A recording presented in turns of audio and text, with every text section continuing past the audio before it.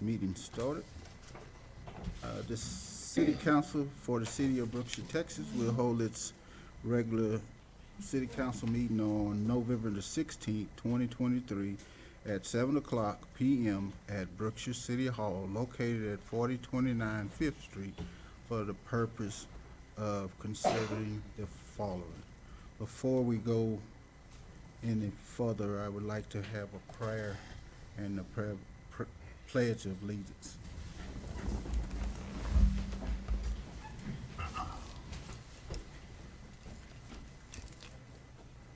Our most gracious Father, which art in heaven, we come before thee with gratitude in our hearts, especially in this season, for all that thou hast given unto us. We're thankful, Father, for the opportunity to live in this great city and for the opportunity to share in the freedoms of this country. We are grateful, Father, for blessing us this night with thy Spirit to guide and direct our efforts. We pray that we might always continue to serve each other as we serve thee. We ask for thy protecting hand to be over us and all of those around us and our families, especially those that will be traveling. Father, we ask thy special blessing upon Alderwoman Branch, that she might be blessed and healed. We ask for you to be over her and her family, that they might find peace and comfort as they need it. And this we pray for in the name of thy Son, Jesus Christ. Amen. Amen. I pledge allegiance to the flag of the United States of America and to the republic for which it stands, one nation, under God, indivisible, with liberty and justice for all. Thank you. Thank you, Mr. McAnally. Okay. Ms.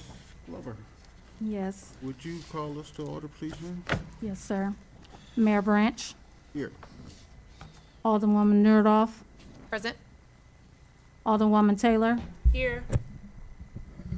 Alderman McAnally, Present. Mayor Pro Tem Hill, Present. Alderwoman Branch. You have the quorum, Mayor. Thank you, ma'am.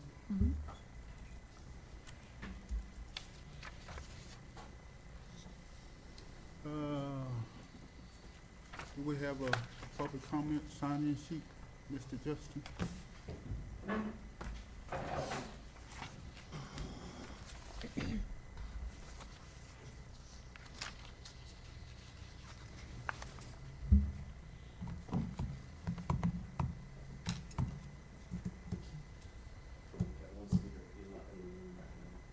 He left. Do we have nobody? On public comments, well, we don't have anyone for tonight, so we'll move on to agenda item number 6, swearing in ceremony for Brookshire Police Department Officer Darren Lewis.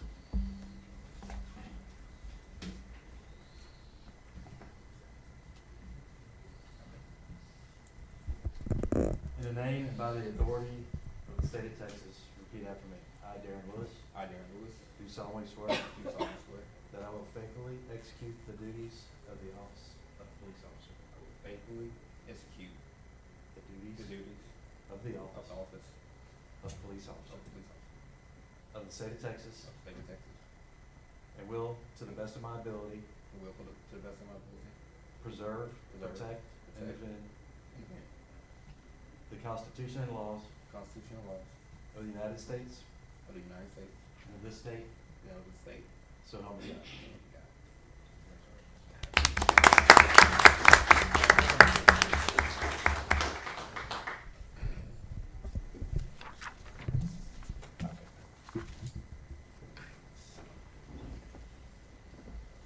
One more.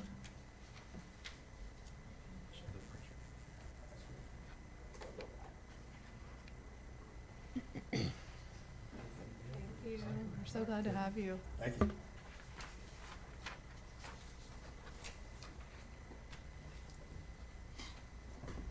Okay. And we'll move on to agenda item number 7, the Royal FFA presentation.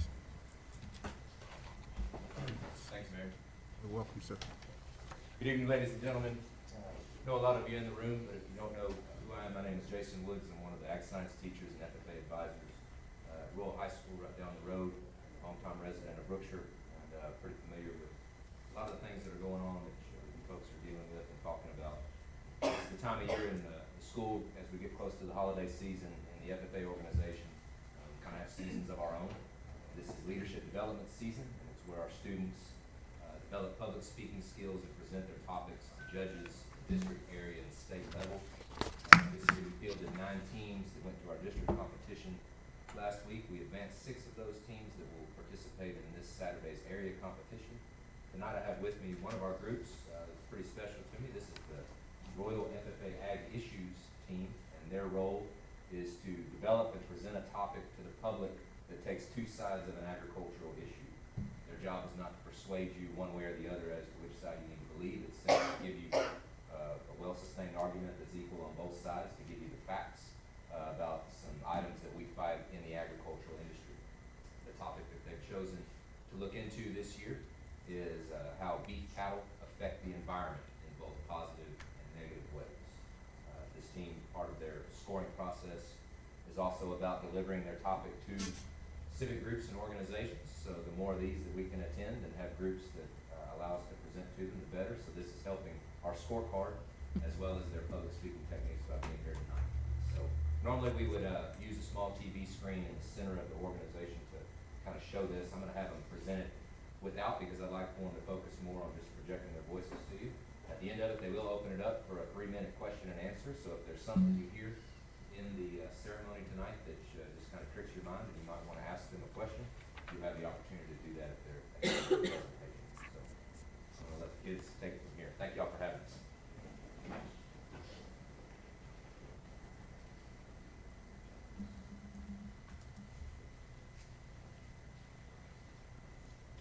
you mind if I move the podium for just a few?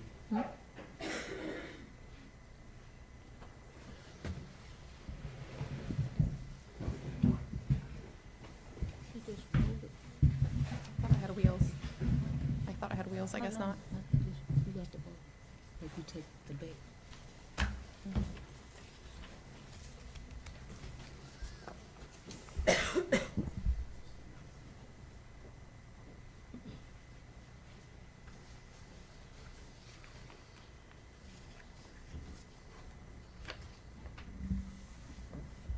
Thanks whenever you're ready.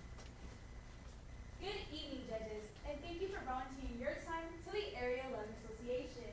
My name is Alexis Cisneros, and today I am joined with 6 fellow members of the Royal FFA chapter: Gabriel Velázquez, Jade Lopez, Gilda Aragón, Isaac Martinez, Elena Ferro, and Guadalupe Cruz. Over the next several minutes, we will be discussing the pro and con viewpoints of beef cattle and the effect that their grazing has on our environment.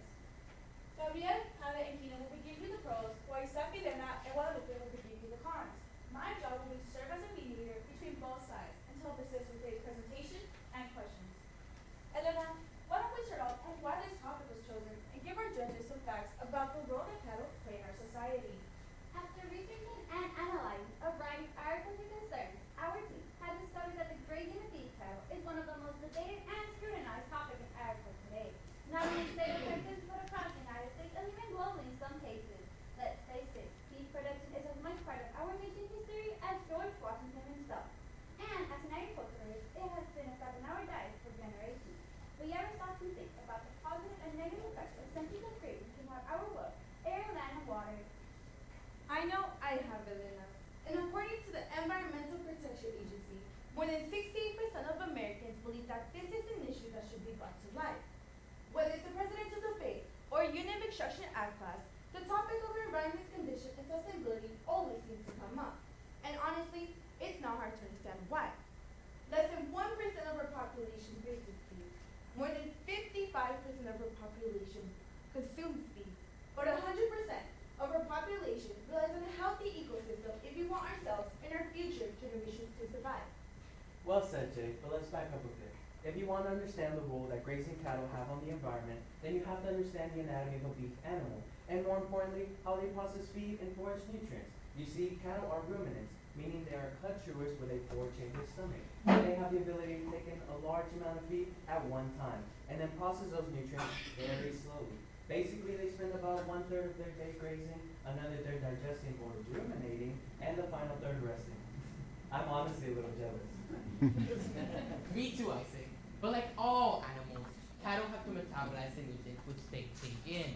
When they consume high amounts of feed or roughage, the bacteria in their rumen produces and expels a gas known as methane. And as you probably already know, methane is one of the most problematic of all greenhouse gases. In fact, global research has proved that the most pollutant part of the feed production process is the methane produced from the gastrointestinal tract. Furthermore, when the cow's manure contacts the earth's surface, it can lead right back to groundwater pollution and global warming. As you can see, judges, not only is this issue important, but also very relevant to today's agriculture industry. To raise or not to raise beef cattle could be an issue on its own. But for now, we will be focusing strictly on the environmental factors. At this time, Gabriel Keenan will be giving you the pros or positive effects that cattle have in the environment. These points will include: number 1, maintaining the Earth's topsoil while providing natural fertilizer. 2, promoting biodiversity and protecting wildlife habitat. And 3, preventing the extension of wildfires. Give us more on these topics. Picture this: you have 1,000 acres of land with 150 head of cows and calves on native Bermuda grass. As a producer, you leave nothing to chance with. Not only are you retaining your herds from pasture to pasture, but you're also providing supplemental hays, concentrates, and minerals. The cons will try to tell you that we have a cattle problem, but in reality, what we have is a grass problem. The good news is that it's been proven that with proper technique, grazing can improve soil and grass quality, all while promoting the biodiversity of plant species. Gabriel, tell our judges how it's done. Step back to your biology 1 class for a minute and think about the photosynthesis cycle. Plants taking carbon dioxide from the air while absorbing water from the ground. This creates food for the plant while releasing oxygen to the atmosphere. As you probably already know, this is a good thing for the environment. But what you might have not known is that the grazing of cattle actually speeds up the photosynthesis process. You see, cattle eat down on the grass that naturally grows on the earth's surface. As they eat, the stems become shorter, creating a response to the plant to grow at a faster rate. In addition, the cow's manure contains nitrogen, a natural fertilizer to the ground. And when you add both of these together, you get increased plant growth, increased oxygen release, and increased carbon dioxide in the ground, which is where it belongs. Not to mention, natural vegetation is what holds the soil together, creating less erosion and less water runoff. The Texas AgriLife Extension Service reports that topsoil erosion can be minimized by up to 40% when cattle grazing techniques are applied to the land. The Katy Perry, where we live, is a prime example of this technique. Let's say 200 acres of land was sold for new residential development. Rather than strip the land of all its natural cover, landowners will keep native grass and cattle for as long as possible. This saves developers and homeowners thousands of dollars in dirt work and greatly minimizes soil and nutrient loss to the area.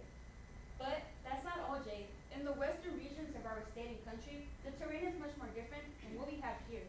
You've probably heard the news reports of the countless wildfires that can consume thousands of acres in just a matter of minutes.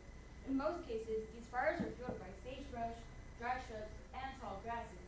However, land that is managed for livestock grazing can often lessen or even stop these fires from spreading further. Cattle eat down the grass to a shorter height, providing less fuel to the flames. Cow trails, such as the ones that you would see here, can create a break in the fire path. This often gives firefighters just enough time to extinguish the blaze. ABC News reports that last year, over 7.1 million of acres were burned down by uncontrolled wildfires. If we can help minimize that number by a small percentage, then we have to consider that as a benefit. As we consider the environmental impact, the term biodiversity is one that is often brought up. Cattle that graze can help promote plant diversity and soil cover, all through natural means. When cattle graze in the north pasture and the manure mix the plop in the south pasture, we get automatic seed transfer and fertilization. This secures about the need of machine-driven plowing, planting, and fertilizing. Yes, we all know that if cattle are left in one place for too long, and if they're improperly managed, then problems with the air, land, and water can occur. But if you believe that increased plant growth, increased biodiversity, less soil erosion, and wildfire control are all good things for the environment, then y'all should thank a cattle. Thank you, ProSci.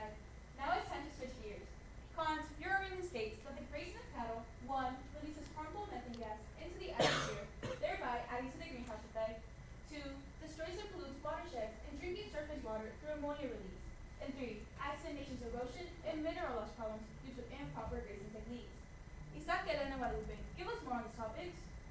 Let me just start by saying that I'm not here to blast the cattle industry or tell you that I don't think beef is an important part of our diet. Hey, no one likes a ribeye or T-bone more than me. But the way cattle are raised from pasture to plate is causing some issues that must be addressed. Before diving into those issues though, let's look at some other meat protein sources such as poultry and hogs. In large-scale enterprises, these livestock species are normally contained in one housing facility where they eat, sleep, urinate, and defecate in a very small, controlled area. Putting animal welfare debates to the side for today, you can see how this technique would allow ranchers to properly dispose of and hopefully recycle the waste products in a safe, eco-friendly manner. But unfortunately, this same scenario cannot be dealt with cattle. That's right, Guadalupe. As the pro stated earlier, cattle are range animals that eat and thrive on pasture. And while it's true that the nitrogen in the manure is a good source of fertilizer, they've ignored the fact that they are also releasing harmful methane into the air and ammonia onto the ground. If you were to do an internet search on the biggest contributors to the greenhouse effect, raising livestock ranks in the top 4, falling short only to the oil and gas, transportation, and heating industries. As cattle process feed and forage in their ruminants, they regurgitate the contents and chew it back in the form of a cud. This causes the gastrointestinal tract to give off carbon dioxide and methane as a byproduct of their digestion. And remember, Isaac, gas release is not something that you can actually see with your own eyes. This is what Dr. Frank Miller, an environmental specialist at UC Davis, has to say. Cattle are the #1 agricultural source of greenhouse gas in the world. And each year, one single calf will belch about 220 pounds of methane into the air.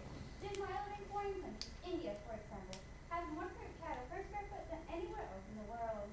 Cattle have long lives and grazing more tight areas, which just adds up into their environmental effect. But believe it or not, air quality is not the only issue here. Cattle actually create similar problems to our water supply. Fecal matter, urine, and ground sediment that are transferred or released by cattle and then deposited into new bodies of water through both direct and indirect means. Approximately half of all grazing cattle are watered through lakes, ponds, rivers, and streams.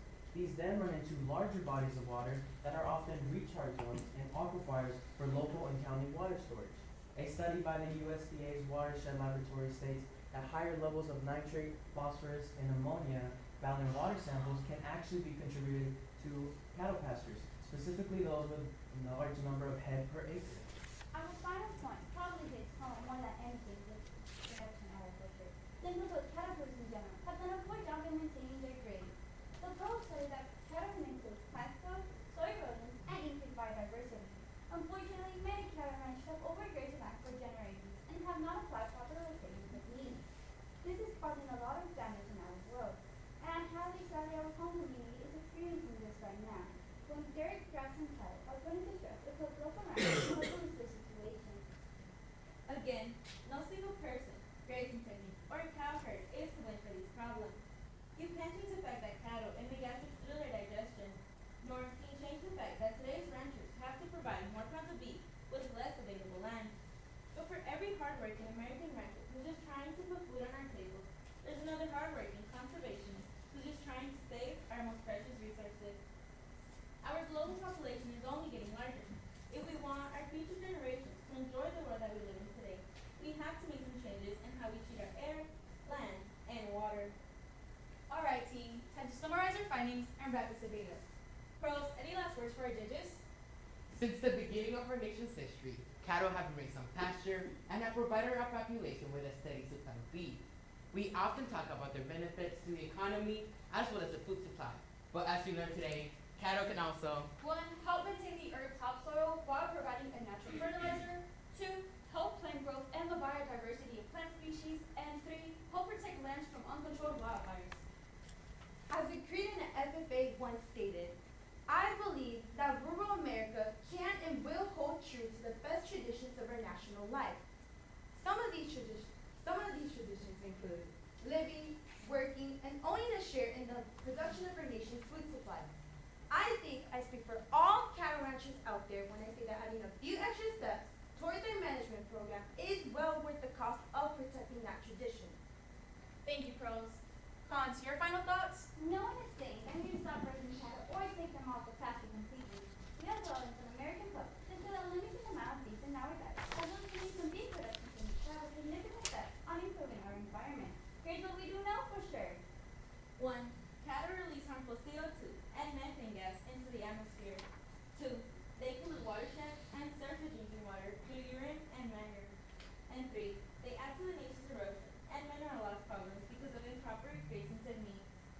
If current trends continue, the EPA predicts a steady decline in the quality of air we breathe and water we drink. As a society, it would take all of us working together to make a difference for our future generations. In the oil, gas, and transportation industries, they're regulated and often fined for exceeding the limit on greenhouse gas emissions. Hey, we found a way to be more efficient in these industries. There's no reason why we can't do the same with production agriculture. Judges, we hope that you have a better understanding on the role that cattle play in our environment. As the United States continues its push to go more green, there is no doubt that this will continue to be a major topic of debate amongst the public. We thank you for your time, and we now stand ready for any questions that you may have.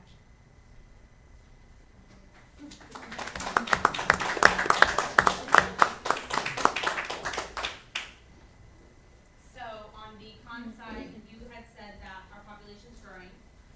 How might we be able to provide for the people and the environment? Being able to provide for the people in the environment is having good ranches where you can be able to produce and raise your cows on one single pasture, and be able to actually be able to raise them and feed other families and generations that may come after.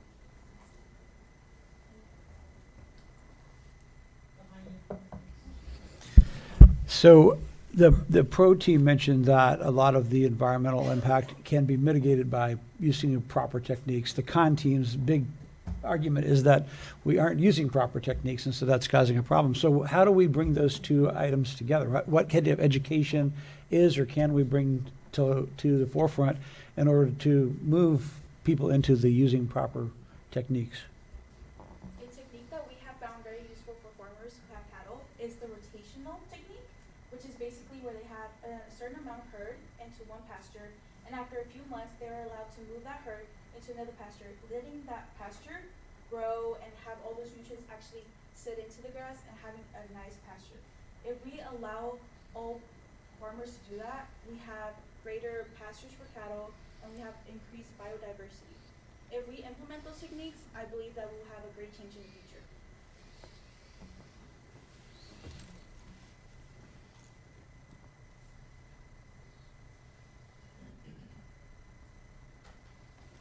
Anyone else?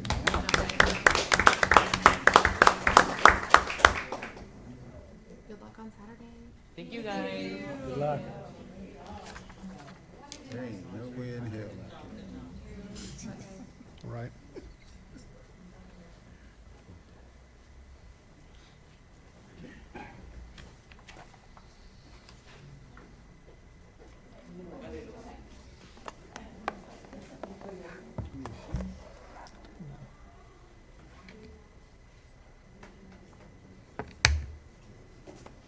It's with them somehow.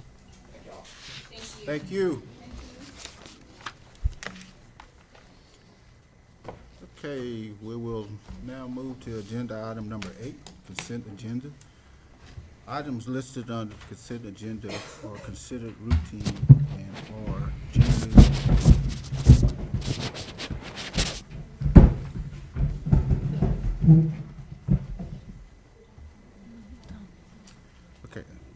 are considered routine and are generally enacted in one motion. The exception to this rules occurs when a city council member requests one or more items removed from the consent agenda for separate discussion and action. A, minutes from November the 2nd.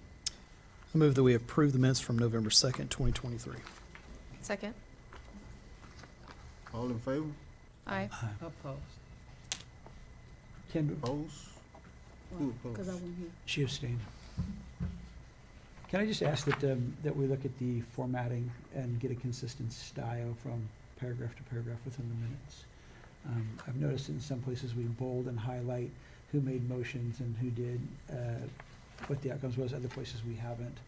Kind of back and forth throughout the. Relay that to Ms. Holden.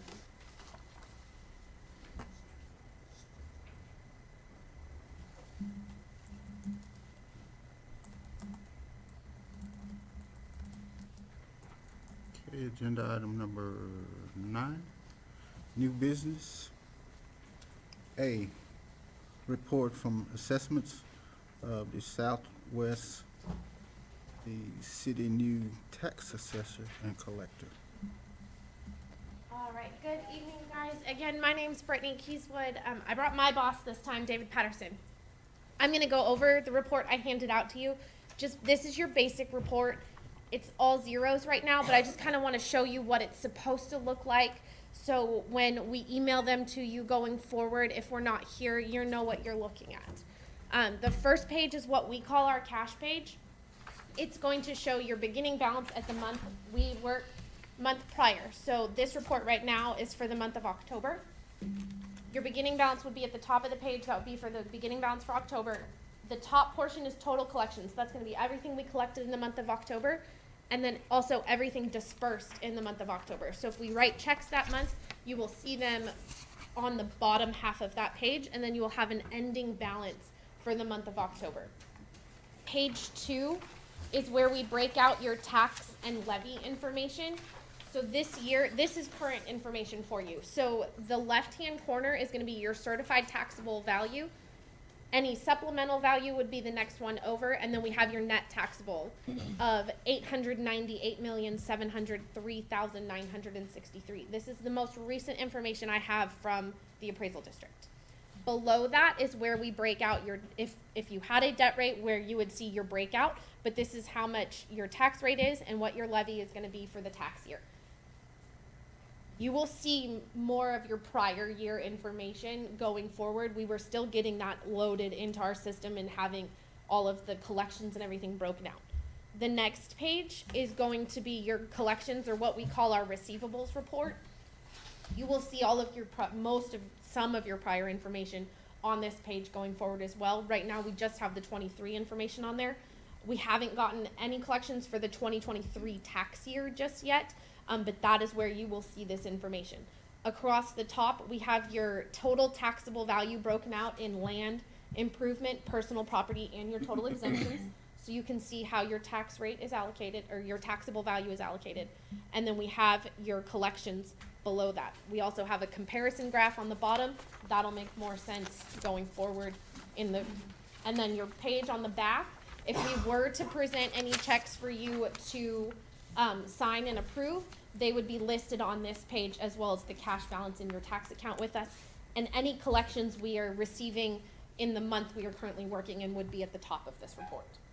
So that's the basic of our tax report. Like I said, we're getting all of the information into the system, so there will be a lot more numbers on this report going forward. I wanted you to see what it's gonna look like and where the information is gonna come across. David has an update for you on kind of where we stand with your tax account and everything like that, and then we'll answer any questions that you may have for us. Correct. So we actually loaded your priors, got them balanced today. So with the file from the old system, what we finally did was get everything loaded and balanced. So we balanced all your payments, and we got all the information from the CED and got all of it balanced. So we'll implement those and get those sent over as soon as we can. It's quite a chore to get all that done with the information we were provided. So we finally did get that done. The bank account is in process of being opened. I don't know if y'all have ever gone through opening a non-personal bank account, but anything to do with public money is it's time consuming. They ask for blood samples and everything. So it's crazy. And then so that is in process. That's supposed to be open this week. Once that gets open, the online billing, I know that there's been some issues with the online stuff. That is in process. They have to go through the CPI compliance and all the regulations, and so they have to create an MID number, and that has to wait on the bank, and so on and so on and so forth. Once the bank account is open, which is at the end of this week, we will then have, been told by the end of the month, we'll have online payments. Okay? And once that gets going, I will say that normally one of this time is I think we took over a couple months ago. Normally this is a 6-month process for us. Okay, we get mostly new mud districts and things like that. So to do this and try to rush it, I am trying to push as fast as I can. But they have certain compliances and certain regulations they have to go through. So if I send a signature to Jennifer or somebody, one of y'all just say, hey, try to get it back to as soon as possible, because they're always waiting on that, and then they got to process it, and then they have to test it, and then they have to make sure everything's there. So I thank y'all for everything, and we're always in touch, and I'll be happy to answer any questions. I do have a question. We have citizens' concerns about still an in-house person. So I know we have a Dropbox or whatever, but I'm talking about an actual person that they can come and pay instead of online or whatever. We still have citizens. Can they, I think they can take, They can They drop their said, you payment said, off. that's what I said, not the Dropbox. I'm talking about the actual person in-house. We will not have an actual person to process payments. Their office though at we have offices at 99? 99 and 10. Okay. A lot of elderly don't drive, so that's why I asked. Right. I mean, we could probably have somebody come up here on certain timeframes, and we could probably work something like that out. That's But- what I They can asked still, her. I mean, they can Right. still write a check and drop it off at City Hall. That's what I'm saying is a lot of the They elderly. wanna hand it to somebody. Exactly, right? wanna actually, I mean, we have older, I got you. a lot of elderly that come in and pay their taxes, and the system with the online is kinda difficult. So when she came in, I kinda specified that and asked, could we try to Let get me someone? look at the schedule, what I could probably do, I can't have somebody full-time, but what I could probably do is something like on a Wednesday, 8 to Yeah. noon or something like that, and Yes. we can schedule a time. And I can just have somebody come up here for a few hours, and Okay. they can show up at that time, and they can do that. Okay, They won't be able to get a receipt or anything though, but they can Right, they hand can't- their payments. They can't to process it us. here. That's why we said they can come and they can drop I mean, off. I'm talking about the elderly, and I know, I mean, I've been here all my life, so I know how a lot of them, like, want a receipt in hand, they come in and they won't. We are set up to provide them a receipt that it has been received here at City Hall, which would be no different than them coming in and paying, cause they can't process it here. Their software is not here at City Hall. I understand it, but when she came in, that was the first thing I asked you, and you said you was gonna try to find somebody to try to see if we can get that process rolling over here, so I was just waiting on an update. That's why you're here, so I was Right, asking. let me see what I can do, I mean, I can probably have some, make it feel better, and we can maybe, I don't know, let me look at the details of it. Okay, stuff I'm like just that. But we speaking can for have- the I mean, I can have citizens, somebody come cause here like I and said, just- we have a lot of elderly. And we can express it to, be here at a certain time frame for them to show up. Okay, thank you, sir. But if anybody else, they're, like, we're 10, 15 minutes away our offices, and we have 4 people there, so they can, any time they can file offices. And to your point, Ms. Ward, you said that we are set up here to where they will receive a receipt that says that your payment's been dropped off. So you have documentation or verification that it's been dropped off. So if there's any kind of lag in the check being processed, at least they have something in hand that says I dropped it off. We've got Okay. a schedule set up with, 2 of our representatives that work out of this payday office, to come every Friday or Thursday or Friday and pick up the checks that have been received for the week. And then we would either try our best to get them processed on Friday or process them first thing Monday. Okay. We'll probably speed that up closer to the end of the year, because people like to pay. Yeah, it's the end of the year. We'll probably do it Yeah. a couple times a week or something. What's the status of getting the corrected billing sent out? I haven't received mine yet, that's why I'm wondering. They did go in the mail yesterday. That was, we weren't happy. We apologize. That's right. And we've also been working very closely with your delinquent tax attorney on getting them basically updated information and payment files and everything like that, so they can continue their efforts on getting anything on the delinquent collections. We sent them another file this morning. We'll get there, just pay a little patience, but we'll get there. Once we get there, it'll run very smoothly. I know that. Question on the report that I know that this will have numbers on it going forward. Is there anything on here where we need to be, I guess if somebody has like a homestead exemption or agricultural exemption, is that already reflected in the balance of what the taxable value is? Yes.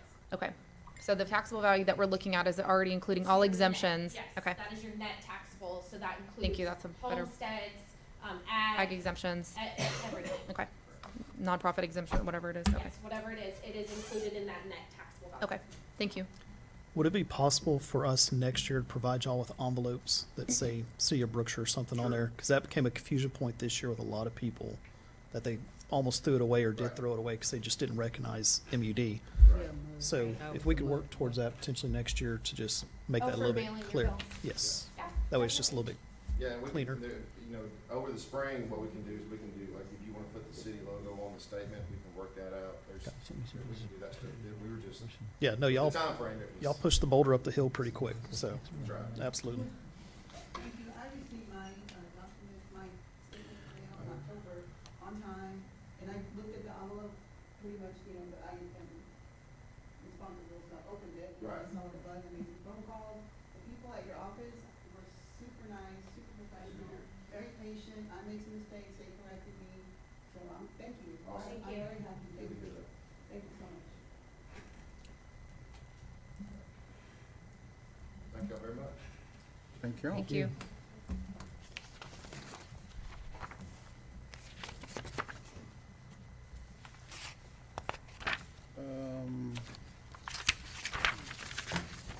Next item is B, discuss and consider approval for resolution 1471 for variance request for 4024 Second Street for residential new construction. For here from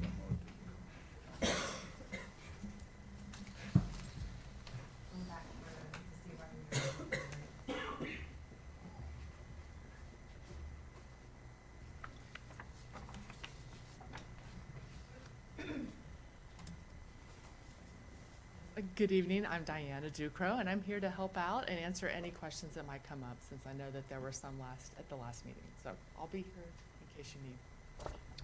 Yeah, if you don't mind staying. So the dirt that was brought in to build the pad, which is encroaching on the common lot line is what it's listed in here. What is gonna be done to address that?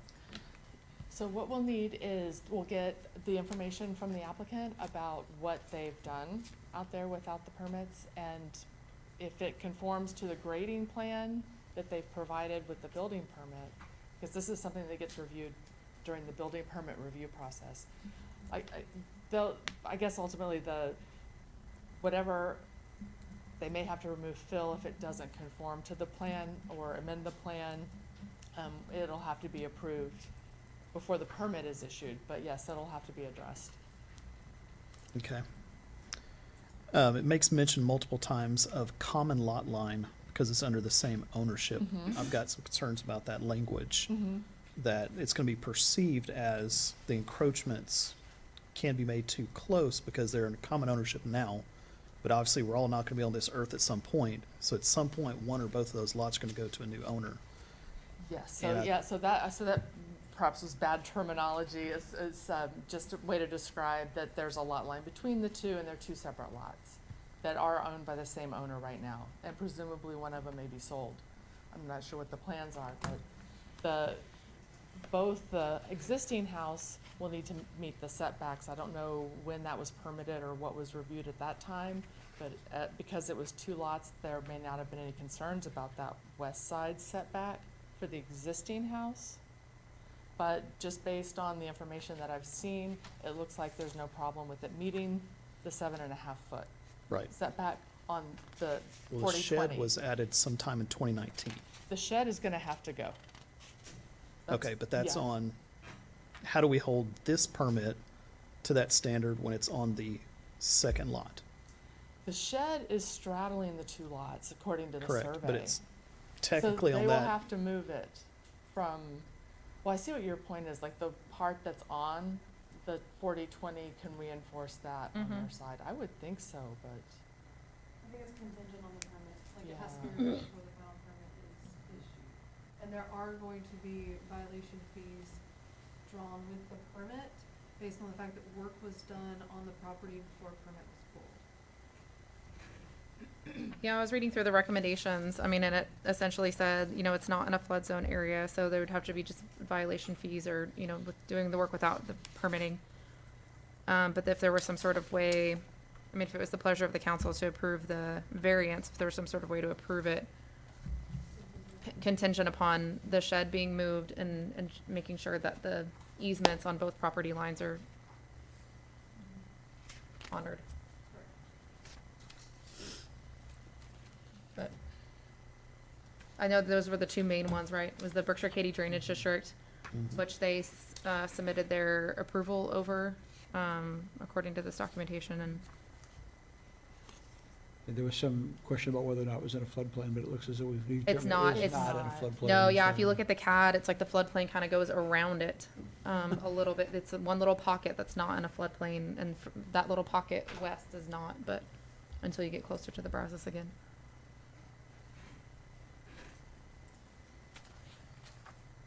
But regardless, though, like what Ms. Ward was saying, is that since the dirt was brought in prior to permitting, that there would provide a grading report Or has that already been done?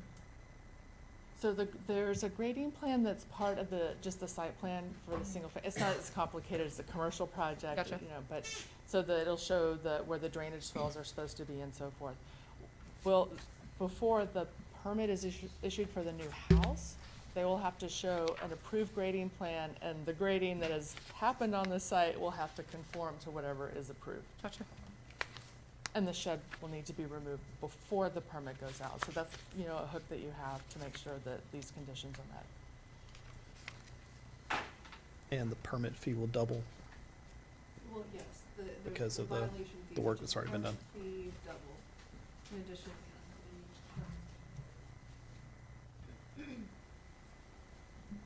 Any more questions, ma'am? Adira, do you have any recommendation or concerns with the actual variance that's being asked for? The In 15 to this 7.5 case, feet? in this case, no. You know, the house is a very, you know, modest size, and it's a 50-foot lot. There's no way that you could put just a regular, average house on a lot that's 50 feet wide and have that 15-foot setback. My recommendation would be that the city look at amending the ordinance, because of all of the lots that are in the old Brookshire town site, every single corner lot's gonna be 50 feet wide. So this will be a common problem. Is that that you're gonna have something- less than 30 feet. But should that have been caught, because this was the ordinance, we approved the ordinance based on y'all's recommendations. So is that something that was omitted? I mean, Well, you know, I don't know, I can't speak Yeah. to that, but I think that the 15-foot setback makes sense for new subdivisions, but not necessarily an existing, old plat like this, where you have just 50-foot, 140-foot long lots consistently throughout And the I think old it town site. works in this case, because Mhm. if you look at the lot from the road to the edge of the lot plot is 28 feet. Mhm. So it's not visually measurable as it would be in some other areas, as she indicated, where it would be a super tight fit. So there's enough room to where you can grant the variance and it's still, it's Not not gonna be on the seen road. compacted. Yeah. Correct. One, I noticed that they're pushing the house back from the street an additional 10 feet in order to kind of help compensate for the sight line. If this was like a major thoroughfare, I would probably not recommend the 7.5 feet because of, you know, the traffic speeds and traffic volumes and the possibility of site visibility.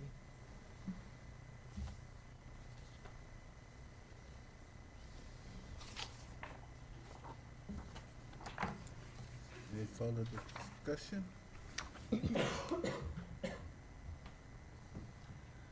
I move that we approve Resolution 1471 with the recommendations from Ardura contingent upon the removal of the shed from the property line.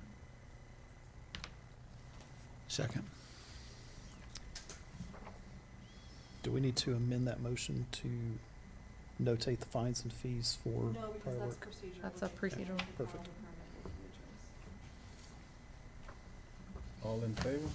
Aye. All opposed? Aye.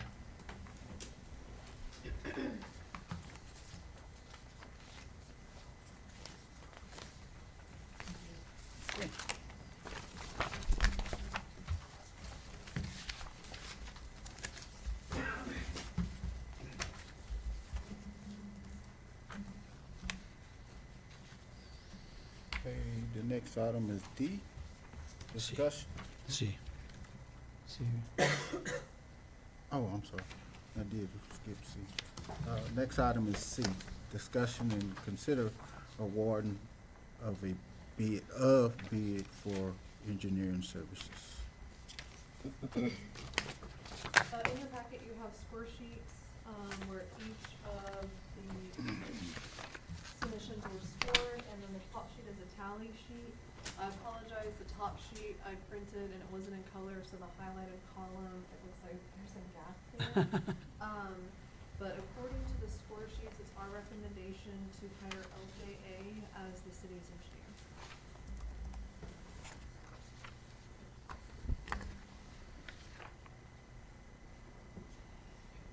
And if anybody has any questions, there's a representative here.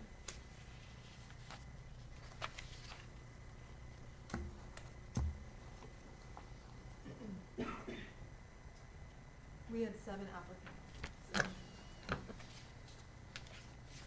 And there were some very specific key elements that the city asked for, to be considered and referenced. 4 of the submissions did not even acknowledge some specific things that were mentioned. Do you mind giving us an example of some Sure. of the specifics? Floodplain administration and relationship with, the Brookshire County Drainage. What was the first one? I'm sorry. Floodplain Administration.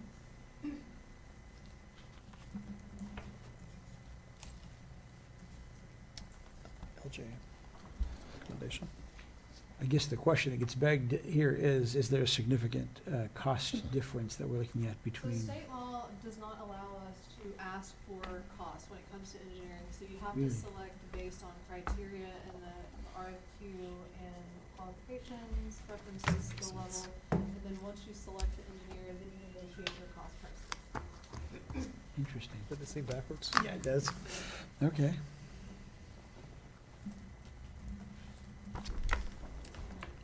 Well, with that understanding, then I would move that we would award the engineering services contract to, is it LJA? Second.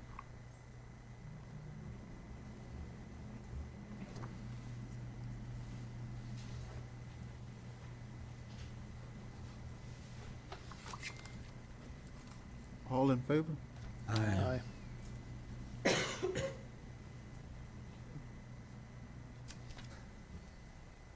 Cares. Council, can I say a word real quick? Yes, this is a representative. So my name is Craig Hopkins with Do LG you wanna- Engineering. I just want to say, we appreciate the opportunity, and we look forward to introducing y'all to our complete team in the near future, and working with the city, so I appreciate that, and y'all have a great rest of the evening. All right, you as thank well. you. Good to see you. Thanks for coming out.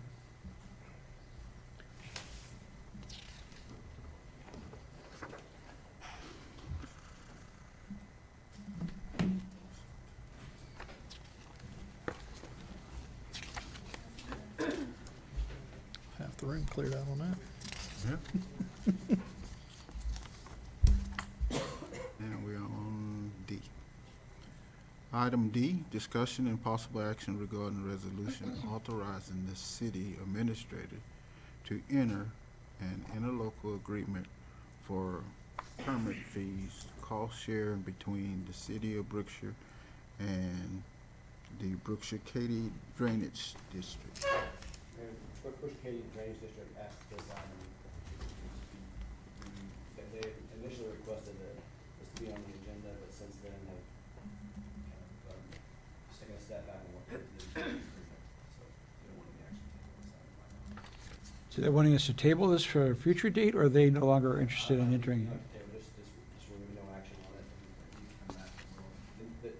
The purpose of the request was that they're in the middle, they, meaning the Brookshire Katy Drainage District, is in the middle building administrative offices. And I think it's been, in some cases, that the city and the drainage district shared costs, primarily permit fees back and forth, and they wanted that to be formalized in the agreement. And so this was drawn up for that purpose, and then, I think there was some issues with the proposed terms, and so they just sent it up there to move forward the project.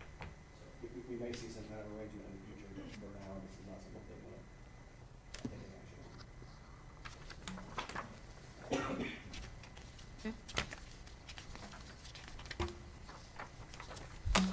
Okay, and item F, discuss and consider police department new. Yep, E. Why do I keep? Oh, yeah. Apologize. E, discussion and possible action regarding a resolution authorizing the mayor to execute a special warranty deed to transfer a portion of land located along Third Street between Gresham and Kinney Avenues to the Brookshire Katy Drainage District for drainage purposes. Mayor and council, this is essentially a cleanup from something that the council back in 2014 approved transfer of property, this section of road, to the drainage district for drainage purposes, but that was never filed in record. So it's just a that formalizing and recorded. So you've laid eyes on the ordinance. It was signed and executed on our end, just never. What happened was, there was an ordinance approved with an exhibit, but, you know, nothing was attached, so nothing ever got filed. So that's what we're doing here. Gotcha. Filing what needed to be filed back in 2014. Okay.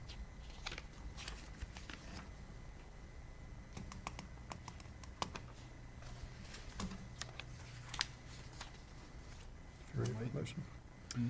I move that we approve resolution number 1473. Second.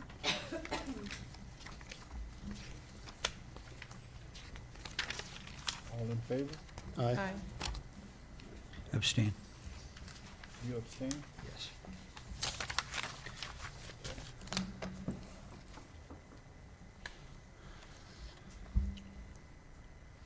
Now, item F, discuss and consider police department new officer signing bonuses in the amount of $7,500 to begin November the 20th, 2023 and May 20th, 2024. So I submitted a letter in each of your packets. I can read it just for clarification. So we are proposing a new hire signing bonus. America's in the midst of a police officer shortage that many in law enforcement blame on the twofold morale hit of 2020. Minnesota, Maine, Ohio, and Texas have been extremely affected. Specifically, smaller towns under 20,000 in population have been unable to fill jobs and have subsequently been eliminating their police departments and turning over police work to their county sheriff, a neighboring town, or state police. Brookshire is no different in our difficulties in finding quality officers. While new administration, major shifts in operations, and increased base pay and incentives are starting to attract officers to Brookshire, we're still spending an immense amount of time recruiting and finding qualified professionals. We're now in competition with surrounding cities offering sign-on bonuses for officers in the upward range of 15,000. On behalf of the police department, I recommend offering a short-term, November 20th to May 20th, 2024, signing bonus incentive for all new officers. Additionally, we'll require that each eligible officer sign a 3-year employment contract with the city, and if any time they leave or are terminated, they must within 30 days repay all incentives before their F5 will be released to TPOL. The signing bonus package would include a $7,500 with 3-year employment contract. Payout will be as follows: $2,500 at time of hired, $2,500 at completion of first year of employment, and $2,500 at completion of second year of employment.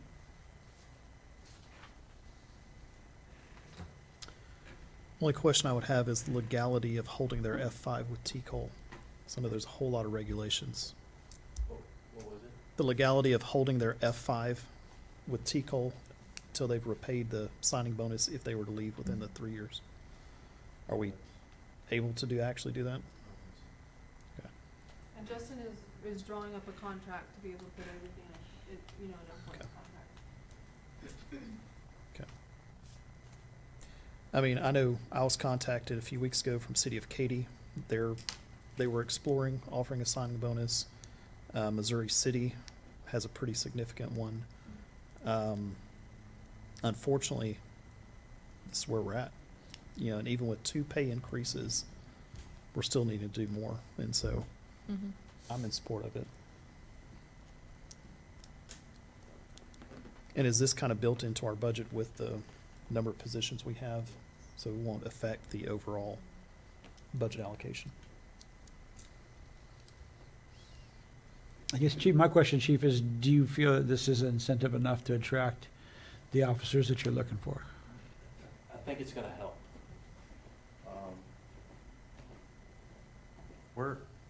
I would say we offer a better incentive pay for Fort Bend County. It's just, officers are struggling right now. People don't like change, so they wanna leave their comfort zone. It doesn't help that the City of Brookshire Police Department doesn't have the best reputation. So I've reached out to, and my staff, we have reached out to officers that we know that work in neighboring agencies, and they're not fully committed. When they do start hearing our incentive pay, they're like, okay, well, I'll put the numbers together, I'll think about it. We may not hear back from them. And I think it'll help sweeten the deal, you know, and we can offer them, right now, we can offer more than what they're getting at their existing agency. But I think if they start seeing, like Officer Lewis that just came in here, who was a fine catch, and they see that these type of individuals are working here, are happy here, we'll start attracting more employees like him. So yes, absolutely, money talks, and that's what people are, you know, for some of the younger officers that don't want to be loyal to other agencies, it may encourage them to go ahead and take that leap and vacate where they are now.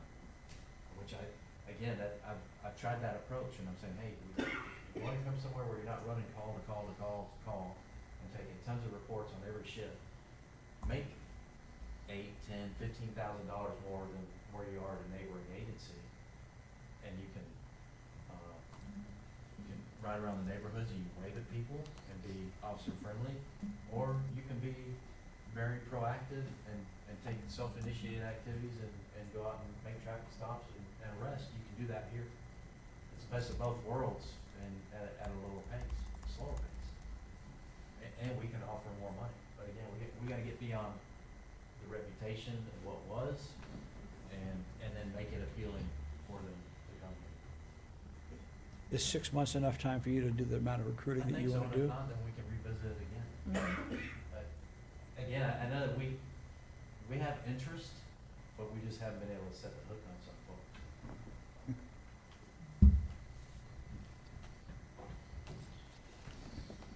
I would like to say 6 months. I'd be happy if I can get 3.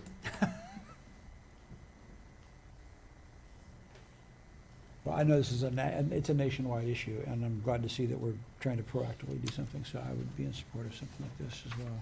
I think it's more than fair, and like Mayor Thornton was saying, I mean, there's some big numbers out Yeah. there. $10,000, $12,000 not uncommon, and of course, those are larger cities that have, you know, quite a bit more income coming in. I thank y'all for what we are able to offer people, because it's not that common that you see a small town do the things that y'all are doing. And I do want to add that recently HAR and HGAC released some demographic reports that showed that Brookshire and Simonton are the fastest growing cities in the entire I Houston saw that, area. yeah. So it's really important to be proactive with our police department, that we're fully equipped and staffed for the growth that's coming, because while it might not be tangible right now to see the growth, it's there, the numbers are there, the real estate sales are there, and there's nothing better than to be proactive in a position to where we're equipped from when that growth is, you know, feet on the ground in Brookshire.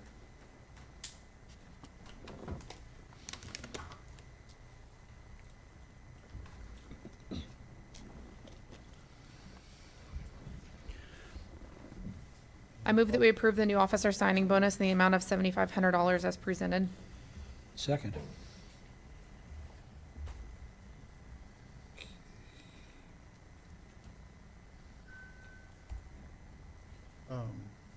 Ms. Mundo. And McLean. All in favor? Aye. Opposed?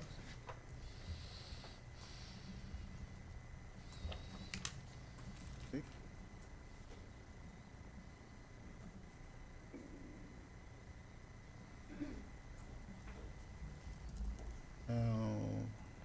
Agenda item G. Discuss and consider increasing city council compensation from $100 a month to $1,500 a month. Mr. McAnally? And actually, this is a discussion that comes out of some comments that Ms. Taylor had made a few meetings back. So if you would like to speak on this, I'd like to give you an opportunity to do that before I jump in with Okay. my stuff. I So. did say a raise, but the 1,500, no. Okay. That was a number that was kind of just a shot in the dark for a discussion, but I'd love to hear what your thoughts were on it. I know back in the day they did like 3 or 5, but 15, that's kind of steep. And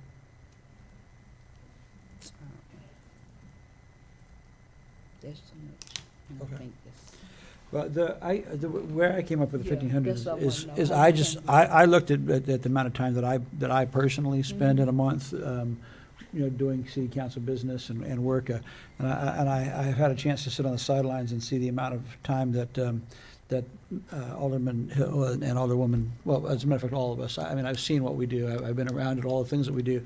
And when I look at that and consider the expertise that's involved with that and the value of that, I just felt that was a more than fair compensation for what we're doing, And then in addition to that, I know that we have had some issues in getting people to even run for council in the past. And I thought this might be an incentive and a good way to see if we could find other folks that would be interested in spending to some of their me, time for and me, efforts. I wasn't in it for the money because, like I said, I don't think anybody's, $1,500 a month, nobody's in it for the money. That's not, I mean, that's not what you're in 100. it for. Right. This isn't designed to be an idea for somebody to have a career being a city councilman. It was just more of a recognition of the amount of time that is put in by city council, as well as an incentive to try to attract quality individuals to run for the positions as they become available in the future. I'm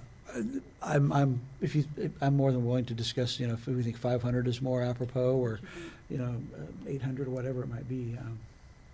If anybody else has any thoughts or? Because you had thoughts as well as I did. Yeah, so, well, I mean, my thoughts was that I would love to see it go to $0. I think that our Texas Constitution is written so that our governments are supposed to be volunteer-based. Our own state legislatures and House of Representatives make $17,000 a year, and they only serve every other year.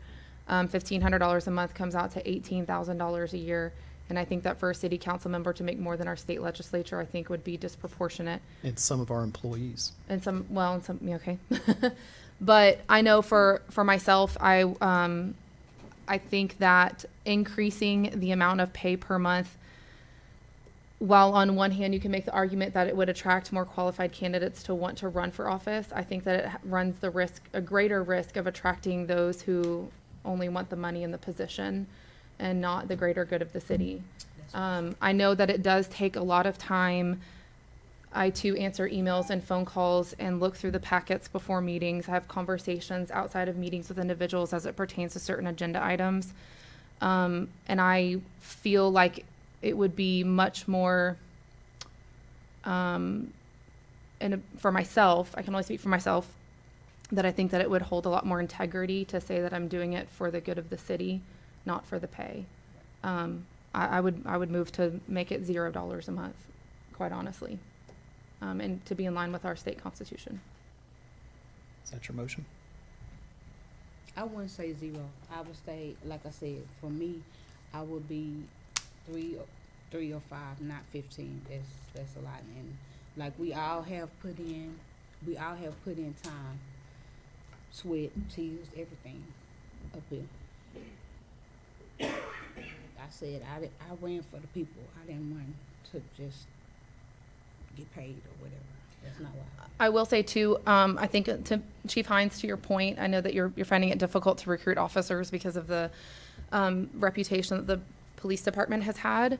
And I would say the reputation that our city government has had in our leadership, that I think that voting on any type of pay increase right now, I think is really poor timing.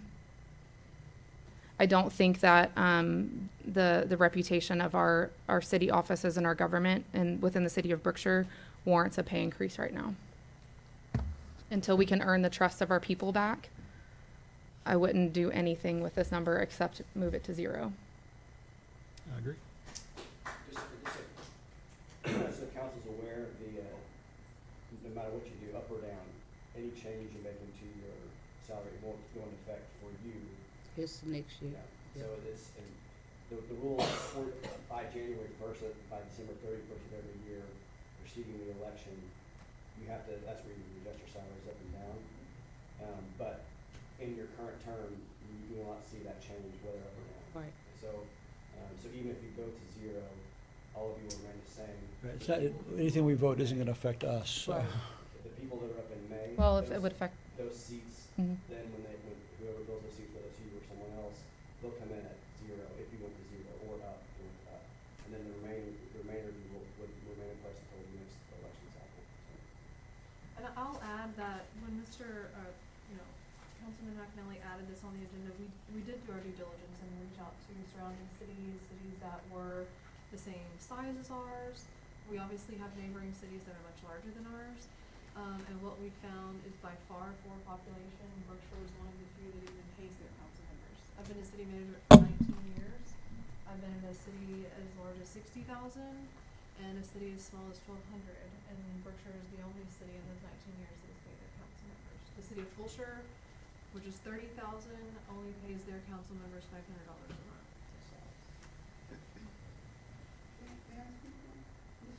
My question is probably gonna sound like philosophical because, and I can't remember everything that you said, but you pointed out how much time you spend, whatever you perceive that you're doing for me as a citizen. So how do you put a price on that? How did you come up with $1,500 as, that's the right price for what you do? How did you do that? It's a simple math problem, hours times, hours spent times, a specific dollar amount per hour. So in my opinion, is, sir, that is not how I would like to see this city operating, where you give your time that you contribute to us as citizens, you put a value on it, you put a dollar amount on it, like being a mom, you can't put a price on it, you can't. So thank you for letting me say that, I'm glad that this council member says it should go to 0. Amen. God bless Texas.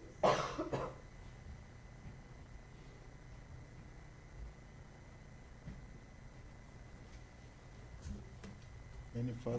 I have no vested interest in this either way. This, like I said, this came about based off of some discussions that was had, as sidebar discussions almost in 3 council meetings ago, I guess. Yeah. 4 council meetings ago, we are. yeah. I'll give us And one so, discussion. that's the only reason I wanted to bring it up was because I knew it was kind of an outlying issue that had not been addressed, and so I wanted to be sure that it got there. And if nobody wants to do anything, we don't have to. I move that council pay be adjusted to $0 a month. Second.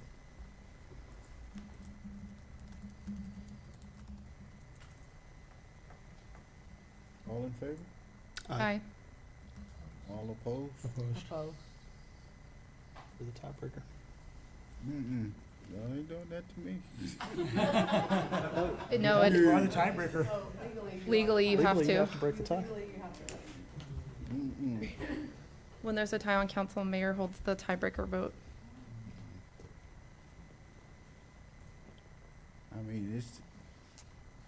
Everybody has their own opinion, but,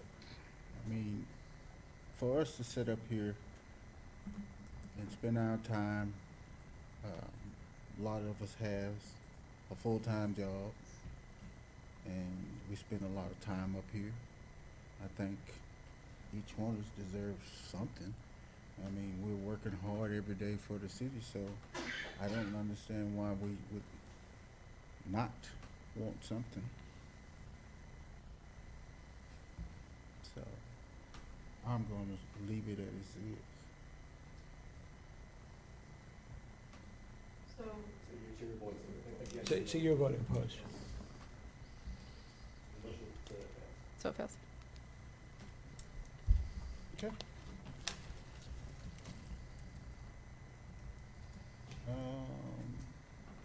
H, discuss and consider increasing the mayor's compensation from $600 a month to $2,500 a month. Mr. McAnally.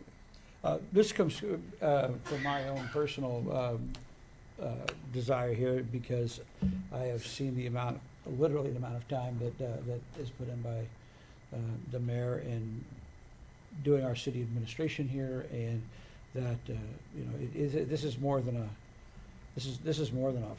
5-hour-a-week part-time job to be mayor here, and so I just felt that it was only fair to compensate the person who's in that position, who's doing all of our personnel, who's doing all of our managing so much of what we do in the city. that they would be compensated for that effort I almost felt 600 was a little bit of a, of a slap in the face for what the mayor is asked to do, to administer the city of Brookshire. Again, $2,500, that was $2,500 was based on the idea that we would do if we were doing $1,500 for city council, that the mayor would be slightly above that. So, if there was another number that people felt was more, in keeping with what that role is worth, I think that's something to be open for discussion as well. So I'm open to more discussion on this one, with a caveat though. With the creation of the city administrator position, a lot of the personnel issues, that stuff kind of transitions to the city administrator. So to a degree, it is going to lessen the load as this transition kind of smooths out. I agree that we've delegated that position. Unfortunately, we can't delegate the ultimate responsibility. We're not allowed to I do that. don't disagree with right? that. So, Absolutely. so that does sit on the mayor's shoulders at some point. And this, no, that's what I'm trying to recognize, that our mayor, in our city, at least at this point, is saddled with a pretty great burden of responsibility. That I felt $600 was not a fair and accurate reflection of the value of that position. So, and at $2,500, the magic number, I don't know, maybe it's $1,000, maybe it's $1,500, I don't know what it is, but I just felt that 600 was an underappreciation for that role.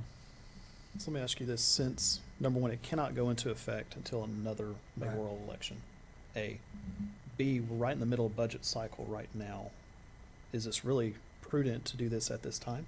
Well, unfortunately, the state law says that in order to pass this, we're supposed to have it on the books by January 1 before the election cycle. Yep. So we would need to do some decision. That's what Justin was telling us when we The discussed. January He's not 1 back on of- the position of mayor is not back on the ballot until 25. after 2020, or until 2025. So you change So that if we- now or something? He'll be changed, yeah. Yeah. So if we changed it, it wouldn't happen until 2025. No, what we're saying is that if, I think to your point, is that if we address this at next year's budget cycle, it would be time to pass it before January, whenever the mayor position doesn't come back on the ballot until 2025. Yeah. Is what he's trying to say, is that if we looked at it during a budget cycle. Absolutely. And again, maybe that's why this is a discussion item, to say, hey, this needs to be looked at in the next budget cycle. We want, and if council feels like this is something we want to address and look at, then we should say, yes, let's look at it for the next budget cycle, rather than letting it, fall between the cracks again. Well, again, like I said, we've done our due diligence and pulled information from surrounding cities, both same size and larger. The only city around us who pays their mayor a substantial amount is the city of Brookshire. They pay their mayor $1,000, and again, their population is 30,000. So I think it's good to have those comparables when you're making that, making a decision, and then again, doing it at budget time so that we can have that in that line item. But yeah, we would be a year ahead of schedule. Right. I'm in So- favor of so- looking at it during a budget cycle.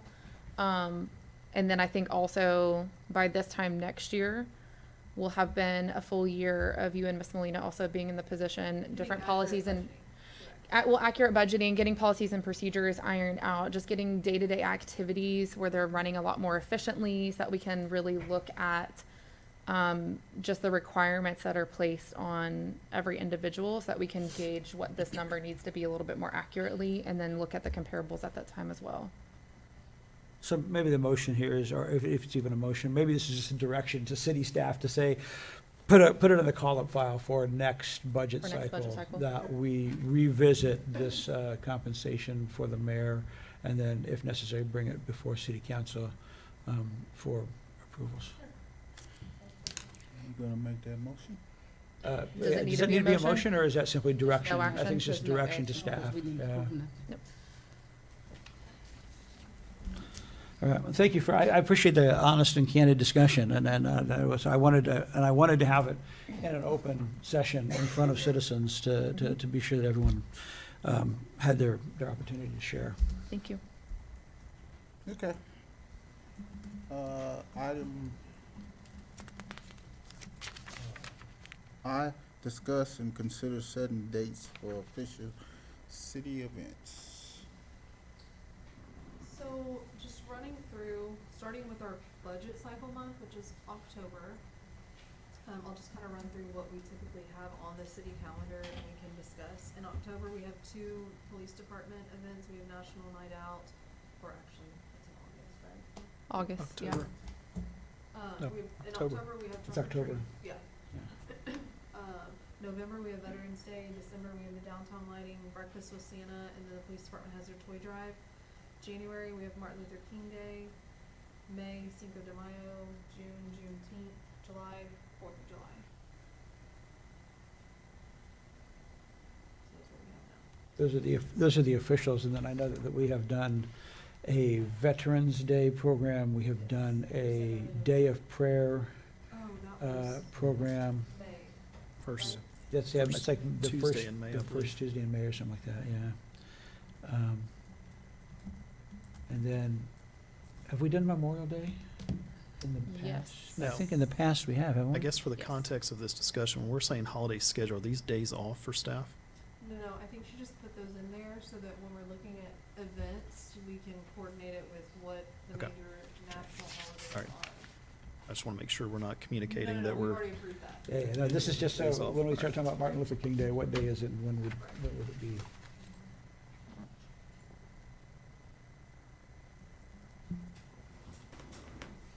Okay, any further discussion?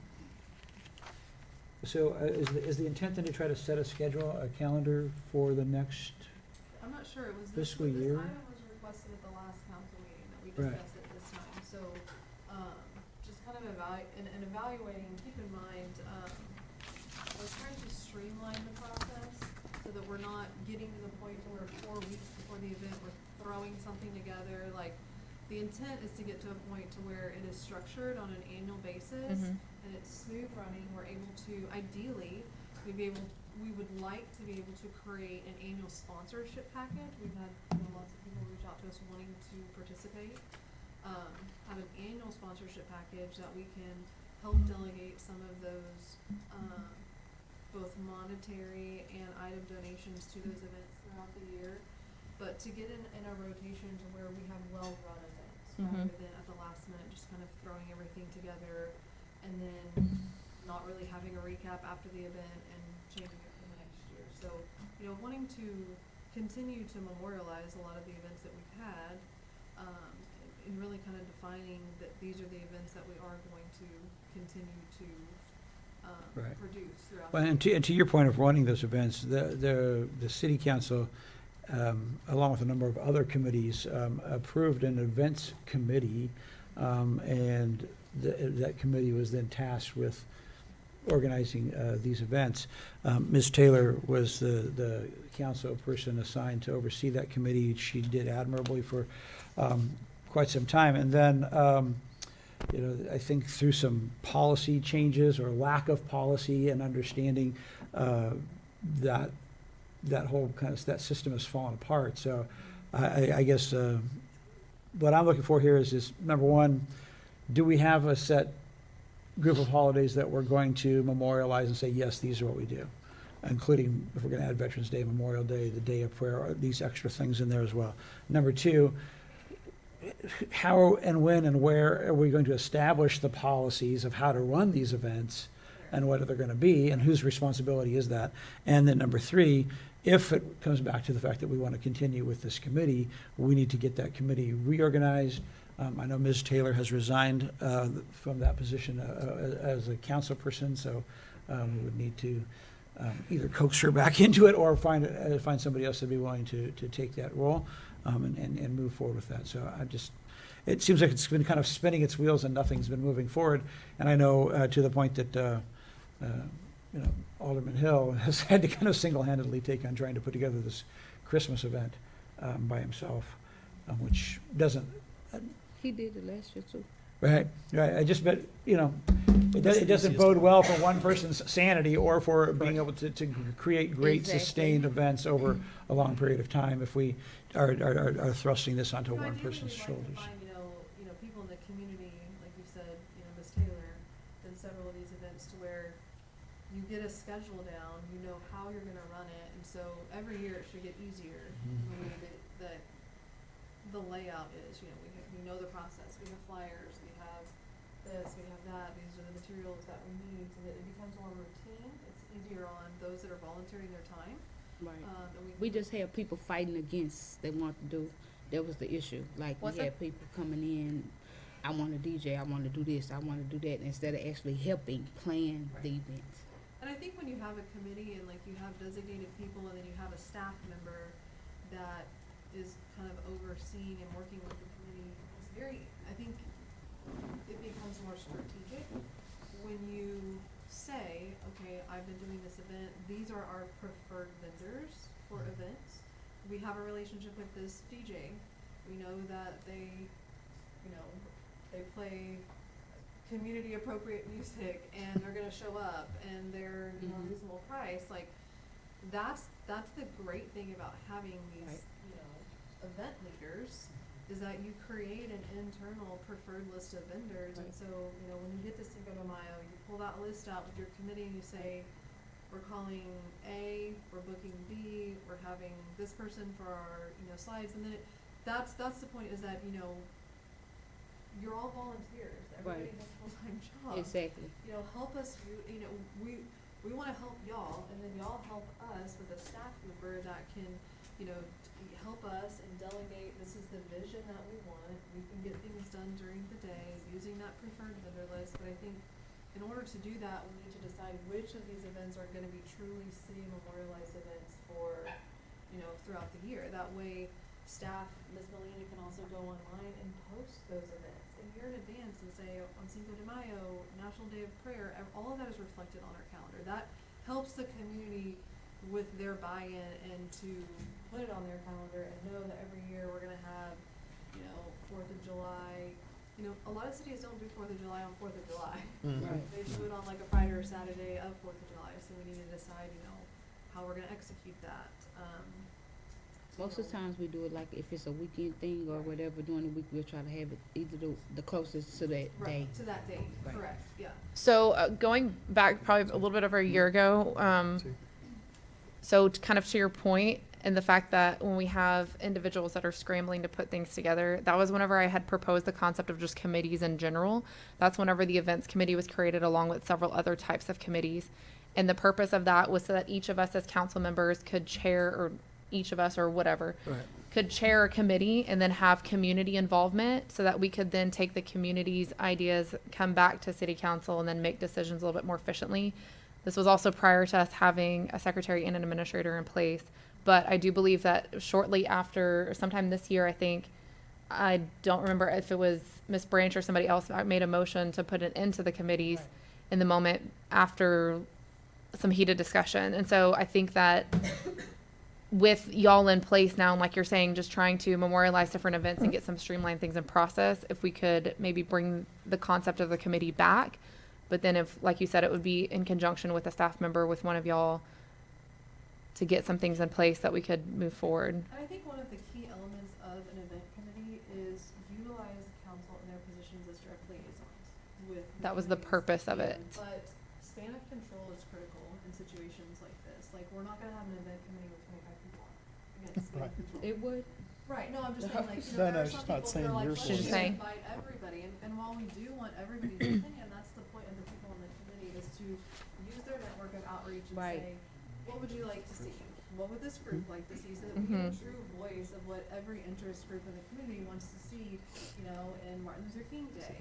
And utilize that span of control, the lead of that event committee, and coordinate that with staff. And I think you'll see the process really kind of become routine. And when you see the structure and the procedure of how that works, I think it'll be, you know, in years to come, things will run a lot smoother. And really, I mean, quite honestly, it becomes less stressful and easier to budget for. So I think the first item is, I just wanna make sure that these are the events that everybody is wanting to, you know, Can you highlight. list them again? Sure, in October, we have and this is police department, but, we wanna put on the calendar, is their trunk or treat. November, we have Veterans Day, and we consider that kind of an auxiliary event, meaning, there's not a lot of financial contribution to Veterans Day. I think, Mr. McKinley, you said it was more kind of like cookies, punch. Yeah, Mr. Hill and I kind of Something put that like together that, yeah. last year, right? For For Veterans Veterans Day, Day, yeah, and I think we it's had ceremony. cookies and punch afterwards, right? I mean, There's a lot of it's local very civic- simple. There's a lot of local civic groups for things like Veterans Mhm. Day that will come out and contribute. It's just another partnership. Some other cities also partner with their school district, and they do something where they recognize veterans on the field at halftime at whatever the football game is around Veterans Day. So in December, that is one that is pretty much set in stone. It's the first Friday and Saturday of December. We do the downtown lighting and then breakfast with Santa on Saturday morning. And then police department has their toy drive. What date is that for this year? First and second. 17? For the toy drive? The toy drive is So the- the The 17th. lighting and the No, breakfast I with heard Santa that is the first and she's- second. I heard that about the Oh. light, and I was talking about the center thing. Oh, Oh, breakfast with Santa? Mm-mm, you told me toy that's the drive. first and second. We wanna know the toy drive date. Oh, that would be Tuesday. 15. 15. That's the day you guys are gonna drive around and, you're not Are doing you that? serious? Oh, that's a highlight, people like that. I know, right? Poor things. If you want, if you want to get us for So I thought it'd be more meaningful to, first of all, my concern was loading people up on a trailer, driving around town, and just kind of randomly throwing gifts to. We don't throw them, baby. We get off the trailer and actually hand them. Well, this is what we're gonna do. We're going to do a lottery, and we're going to reach out to 12 families that are in need, truly in need, and find out who their children are. We're gonna hand select the people. Basically, what we're doing on social media, posting that we're gonna do this toy drive, and with people that are interested in wanting a family sponsored or knows of a family that's in need, they will provide us with a name. We'll draw those names and we'll do 12 families. And we're gonna reach out to them, find out what their kids actually want for Christmas. And we are going around collecting donations for those families, and then we will go shopping for them. And on the 15th, we're gonna host them here, and we'll give them a time to come in and pick up the toys for their kids and their family, maybe have some refreshments, and that's what we're doing this year.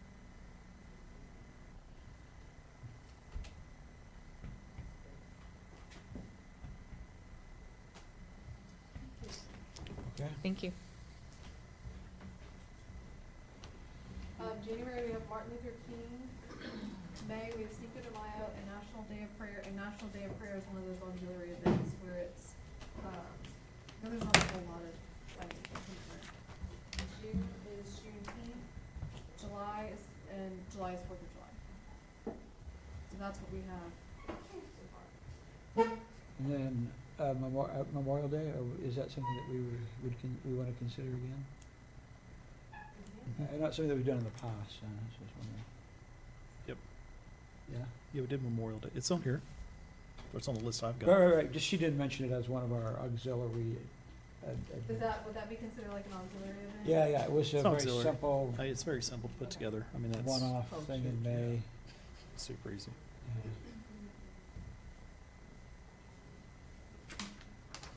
Just so everybody's aware, you can also register for the toy pickup event. That's going to be at the hangar every year, and they have unlimited registrations on that.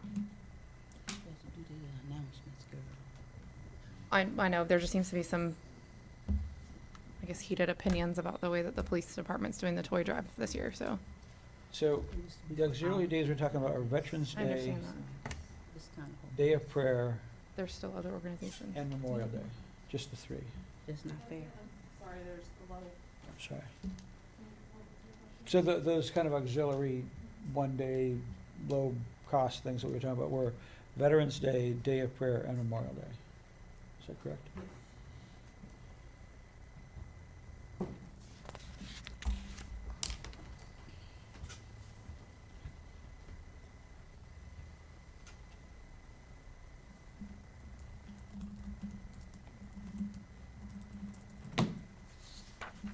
Does this require action or is it just?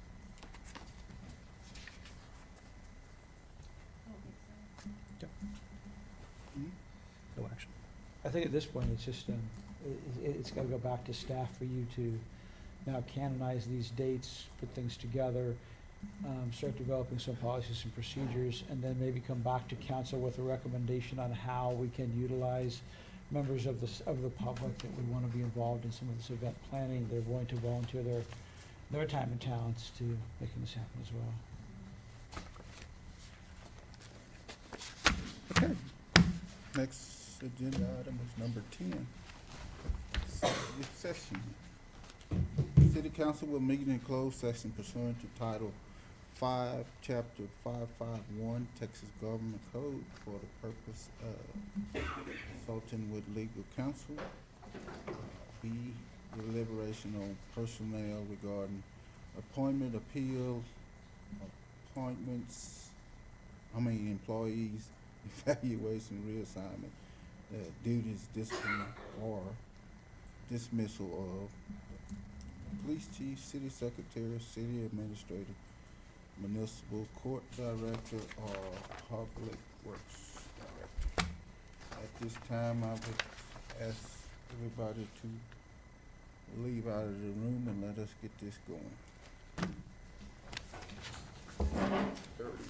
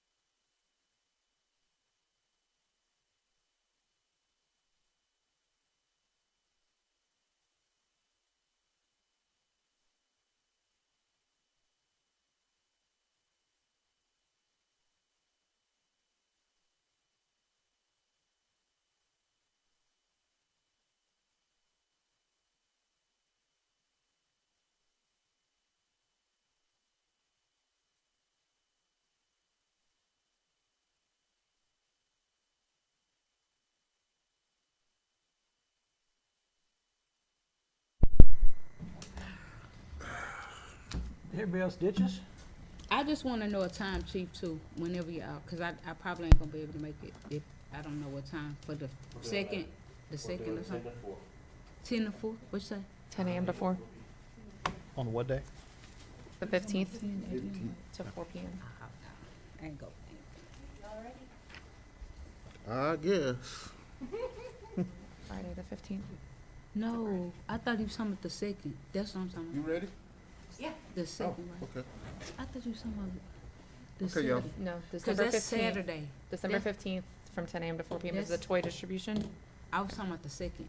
Oh, do you remember what time? The second, I The thought it was December 9 2nd. a.m. for the It's breakfast 8 with to Santa. 10 for breakfast with Santa. 8 to Yes. 10. Oh, okay. Breakfast is at Alright. 8 and we will have snow and a slide and That's Friday night, 6 Friday. to 9. And a band. a band. The Friday night? Friday the Friday night, 1st. turn on the lights, have a band, snow. Okay, that's, and That's then 6 to Saturday 9. is the Santa. Saturday is breakfast with Santa, 8 to 10 in the morning. And we do have a new city Christmas tree. You What? picked it out, didn't you? A legit one. I mean, it's pretty. It's really pretty. No, Like, that's- it's always part of the again, The window, like it was it in the window? In front of the Right? Donegan home. Yeah. Yeah. So last year it was by the staircase, Yeah. but because of the That's not- landscaping now, we're gonna move it in front of Right. that main window there in the, so it we literally got one of the last ones like available. So we were only able to get a 12-foot, but next year we can add. Like it comes in 2-foot increments. So Oh, ideally we you add want, at the like, bottom? 18-foot. Oh, yeah, okay. So we can add to it next year to make it. Oh, okay. Cool. It's really pretty. Okay, I think we need to start. I need to get to the house, I'm starving. Yes. Okay, it is 9:26. We're starting back up.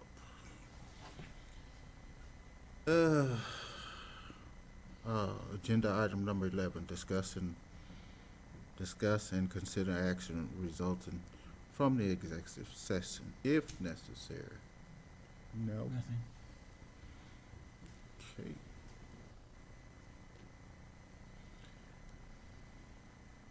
Agenda item number 12, council reports, if any. None? just a reminder to the public, we have our Christmas, tree lighting on the 1st. It'll start at 6 p.m. This year we're gonna have snow slide, a band, and all that fun stuff. So Santa will be here. Then on Saturday morning from 8 to 10:30, 8:30 to 10:30 will be breakfast with Santa again. And pictures with Santa. Pictures with Santa on that Friday night, and they can take them on Saturday with Santa on their own as well. To reiterate from earlier, our police department is doing the toy drive where we're going to sponsor 12 families specifically. Chief Hines, do you have a date that they need to nominate families by? Or have y'all communicated that out yet? Has not been communicated out yet. Okay, so watch the social media pages for how to nominate families. And then the hangar is also doing a toy giveaway. You do have to register in advance. If you have transportation concerns about getting to the hangar, maybe contact a neighbor where they can get your identification to the hangar for you and register for toys. December 9th here at City Hall, Katie and Royal 4-H is doing a drop-in shop where you can drop your kids off from 4 to 8 p.m. And we will entertain the heck out of them with all things Christmas. I believe there's going to be a snowball fight with the Grinch. Translation, they can peg my husband with styrofoam balls dressed up as the Grinch. But we will keep your kids safe and entertained for 4 hours so that you can go do Christmas shopping without them. You can do wrapping without them. You can have a date night with your spouse if you want to. I don't care. But we'll feed them and we'll give them snacks and send them home with some crafts and an espresso and a puppy. Absolutely. Oh, no. You had me till the espresso and the puppy. We've partnered with Waller County Animal Control.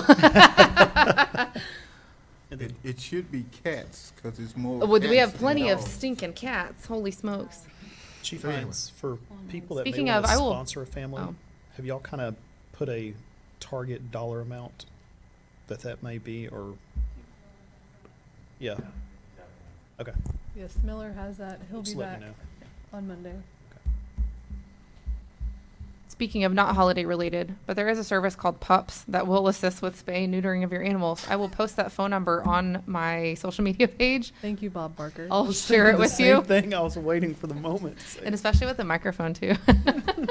Right. But it's $35 to get your animal spayed or neutered. Please get your critters fixed. These dogs, these stray dogs, no. Critter Roundup Day and just. This Saturday, there is a clothing and toy giveaway or clothing and shoe giveaway that's happening. It's Albert Flores and a small group is sponsoring that. It's going to be hosted out of the Community Methodist Church.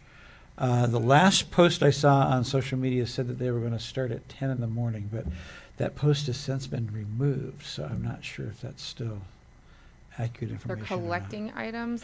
No, they're giving away. away. They've gotten several hundred, I guess, donated brand new shoes and all kinds of clothing, and show up and they're going to give it away until it's all gone.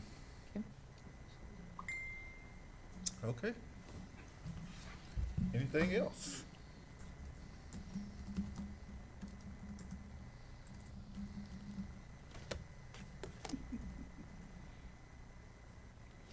Okay, if there's nothing else, then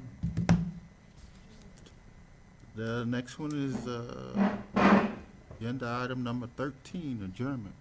All in favor? Yes. Bye. 6 p.m. Adjourned by general consent.